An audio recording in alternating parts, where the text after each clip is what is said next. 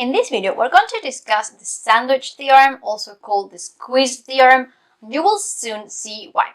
But the idea is that this theorem will allow us to determine the convergence of a sequence based on information of two other sequences that are going to squeeze or sandwich our original sequence.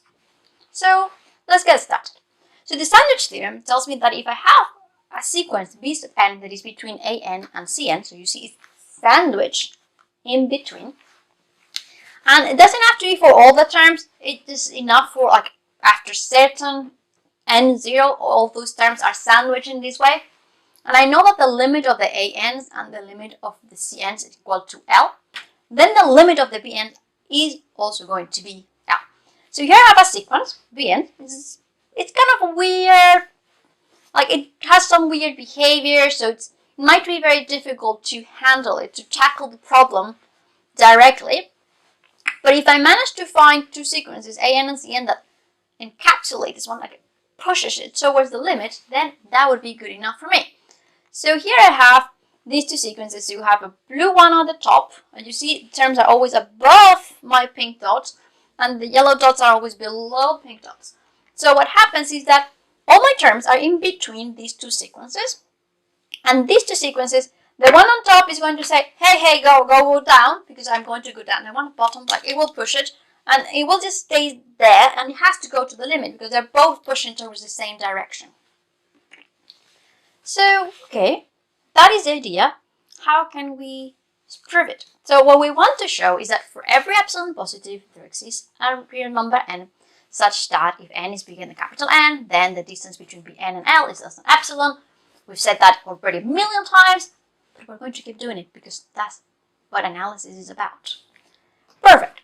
Okay, so we have this, and the proof structure should be, again, the same thing. We fix an epsilon positive, we take an n equals to something that I don't know what that thing should be yet, and then I need to show that my n works.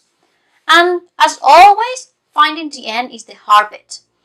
So let's try to do that. Okay, so my rough work, or finding n, is again, we're going to fix epsilon, and well, we need to find an n such that I know if that after this capital N, all my terms are going to be within epsilon of n. And then, well, something that is important to keep in mind is that the absolute value of Bn minus L less than epsilon is the same thing as saying that Bn is between L minus epsilon and L plus epsilon. They're two the same thing, you can just check it out. Okay, so if these two things are the same thing, how can I use that to my advantage? You will see, this is a very clever trick. We know three things we were told. We were told that Bn is between An and Cn for n bigger than some n0. We also know that An converges to L. So that means that I can find some n1, let's say, such that if n is bigger than n1, then the distance between An and L is less than epsilon. That means that An is between L minus epsilon and L plus epsilon. And then I'm going to do the same thing for Cn. I know that Cn converges also to L. So then I can find an n2 such that for all the terms for which n is bigger than n2, Cn is between L minus epsilon and L plus epsilon. But now, take a look at this. I have these two in yellow. If I connect them, I can see that L minus epsilon less than An, and An is less than or equal to Bn.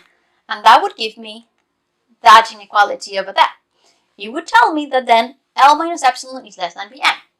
Okay, now how can I get the other inequality, the one on the right hand side? Well, I can see that Bn is less than Cn, but Cn is less than L plus epsilon. So if I go like snake and connect them all, I will end up with Bn is less than L plus epsilon. Brilliant! We have the two things that we needed.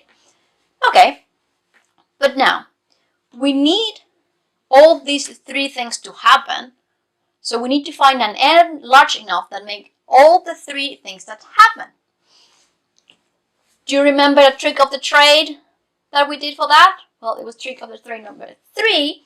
So this trick will tell me that if I want all of them to happen at once, what should I do? Well, I will take the maximum of all these three n's that I have in play, and that would work, right? If n is bigger than, this capital N is bigger than n0, it's bigger than n1, it's bigger than n2. So all those three things that I want to happen will happen. Okay, we have a plan. Great, we just now have to write down a proof. So let's see the proof. Again, as always, we're going to begin by fixing epsilon, so let epsilon be a positive number. Since we know that an converges to L, there exists an n1 such that if n is bigger than n1, then an is within epsilon of L. So the absolute value of an minus L is less than epsilon. And here this implies that L minus epsilon is less than an. I'm not writing the other bit because I don't need it. You could do it, but we don't need it. Okay, we know that Cn converges to L. That means that there exists an n2, such that if n is bigger than n2, then the absolute value of Cn minus L is less than epsilon. But now I can just pick the bit that is important to me. I'm going to say, well, this implies that Cn is less than L plus epsilon. But we also know that Bn is between an and Cn for n larger than n0.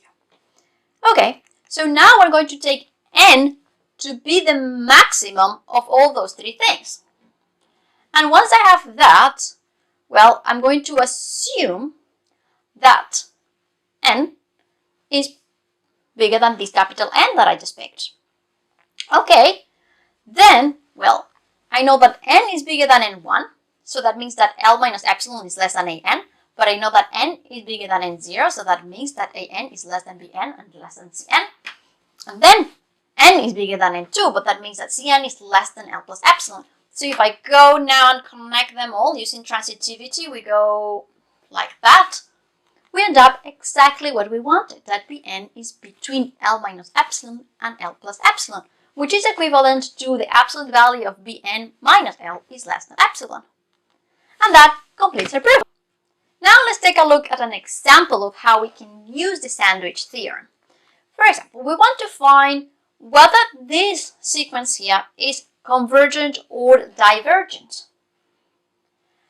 Well, cosine of an integer number is kind of a weird thing. We don't know how to compute it really by hand. It's too difficult.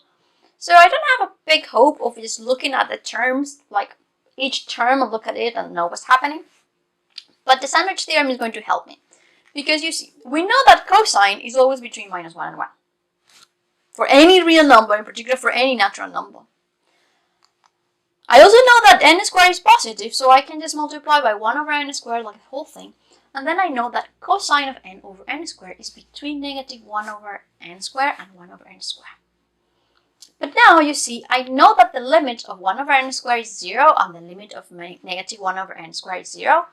So we have sandwiched my sequence in between two sequences that both go to 0. So they're going to push it and they will force the sequence cosine n over n squared to have a limit equal to 0.